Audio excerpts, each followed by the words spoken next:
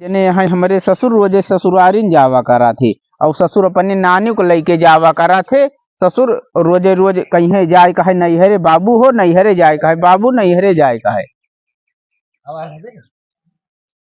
आज आवे ससुर के तिनके बताई थी ससुर हिया काम इतना पड़ा है भूसा धरे पड़ा है का हो लो 1000 रुपया दे तो आज जाती है नैहरे मलकिन। 1000 रुपया नहीं उन्हों खटीको को बलाई तोरे अकवा जने का। अच्छा। ठीक है बहुत गया ससुरारी और तोहर मेहररुओ खूब घूमे ससुरारी भैया चारा वारी तुहिन दुई प्राणी टहरा तहा हमारे ससुरारी ना न जैसे बलाए तू चला जाके वो मना थोड़ी करे बलाए यही तोरे कहो जने का आओ तो है आज हो जाए बंटवारा आपन आपन देखा हमारे जीव का बहुत नरक है भाई तो है सबका देखत देखत ससुर हमारे लागत है ऐसे मर जावे बलाए ला कह कोनो दिक्कत नहीं। हाँ आवे दिया उन्हों बलाए ही आओ हो हाँ बैठा सुना आज तो हर दोनों जने के हम बांट दी।